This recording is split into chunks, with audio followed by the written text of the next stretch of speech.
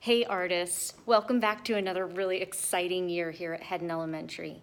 For those of you that are new this year, my name is Mrs. Meskey and I'm going to be your art teacher. And this is our beautiful, colorful art room. We're going to be creating amazing projects this year. But before we get started with that, we need to discuss some of the rules and procedures for this classroom. Rules and procedures are put in place to make the classroom a safe environment and to also help you be successful. Now, our classroom also follows our school-wide philosophy of AIM. Always be respectful, I solve my own problems, and make responsible choices. In this classroom, we also have a separate set of rules because the art room is a little bit different than any other classroom in the building. And we have a list right behind me here of rules to be an artist. And the rules, if you can see them right there, is A, always do your best.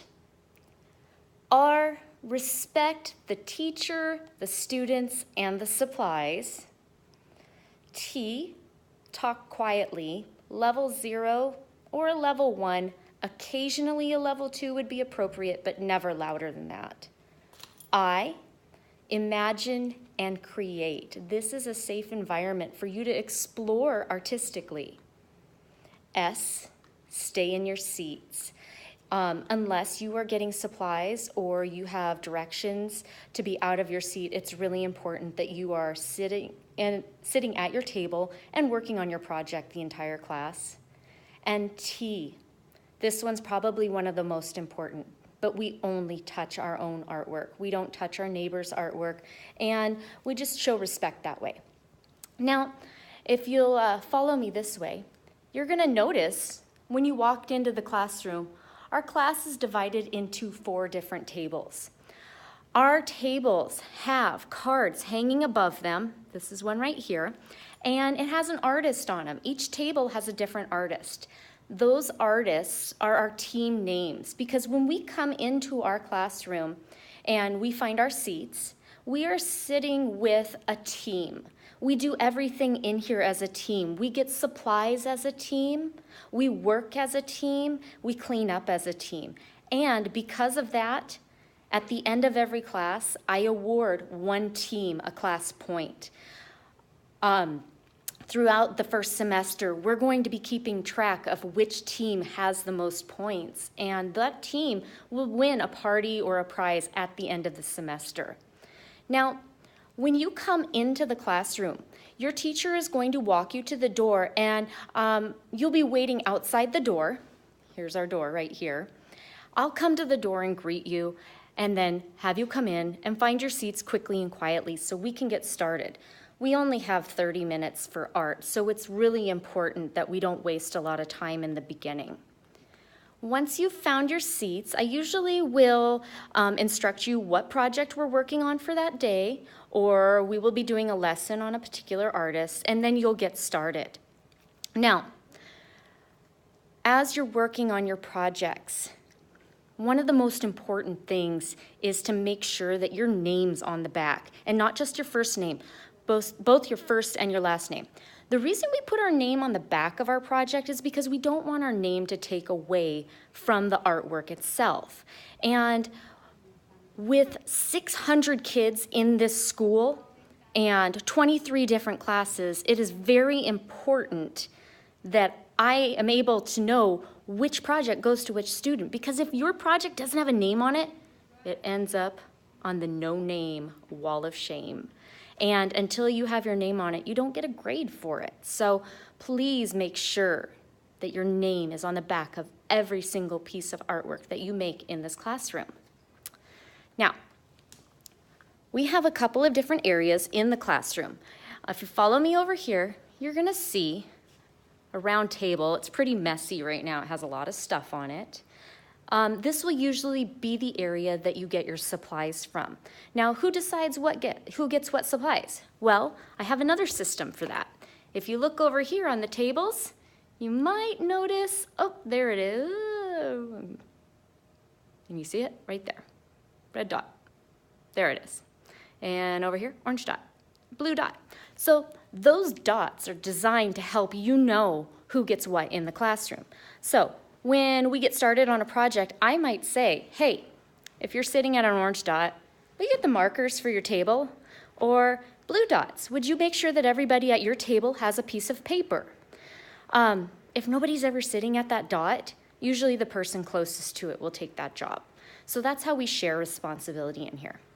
Now, I'm gonna walk you over this way, and you'll notice on this back counter, we have bins. There's crayons, colored pencils, and markers. Those are supplies for you to use while you're in the classroom. Sometimes it's for free draw, sometimes it's for working on projects. It just depends on each day. We also have other supplies like oil pastels and watercolor pencils. Those are located behind my desk, but those are things that we need to ask permission before we use. Now, sometimes we have people that take a really long time to do their artwork. They put a lot of attention and detail in it. And then other times we have people who do amazing attention and detail and they finish fairly quickly. If you're one of those people that finds that you're done and nobody else is, there's a couple of things I want you to do. First, I want you to look at your project and see if there's anything you can add, change, or fix. We always want to kind of look at our project a couple of times before we turn it in to make sure it is exactly the way we want it. Then, if it's all done, I'll collect it, and you get to have a little bit of free time. You might want to make another project. You might want a free draw. We have books that you can read, lots of books about artists, and I even have drawing books that will teach you how to draw certain things. Those are all options, but one thing I never want to see is students up, wandering around the room, and distracting other people from getting their projects done, because that's not fair. Now, those are some of our basic rules and procedures. There are other things that we'll address, and in fact, I think I have an idea. I'm going to walk you over this way, because at the end of the class, you might see your teacher standing outside the window. That's not your cue to line up. What I will do at the end of each class is I will call you by table to line up. And what I'll probably say is, hey, team, whatever, please push in your chairs and quietly line up. You're gonna push in your chair and quietly come over to the yellow wall and line up behind the green line. Nobody should ever be standing inside that green square. That's off limits. That's called the swing zone, because if the door comes flying open, you're gonna get hit if you're standing in there. So we always stand behind that green line. Also, please make sure before you come to class, you use the restroom. We only have 30 minutes for art, and so very rarely will I let you leave to use the restroom. If it's an emergency, we'll talk about that. You could probably end up going. And if that's the case, we have a sign-out sheet right underneath those googly eyes. This right here is our sign-out sheet. You'll write your name, the time that you left, go use the restroom, wash your hands, and return. Don't forget to take one of our paintbrush passes. We have paintbrushes, so everybody knows they belong to us. And when you get back, please sign in. That way I know you're back in the classroom, because I want to make sure that you're safe and accounted for. And sometimes fire drills will go off. If you're in the bathroom, I might not know where you are. So please, if you are leaving this classroom, take a pass, sign out at all times. Those are the rules and procedures that we're going to talk about today. There's a few things I'm going to go over with you after that. You should all have your seating assignments at this point in time. And next time you come to art, we will jump into our first project. Welcome. I'm excited to have you in class, and let's have a great year.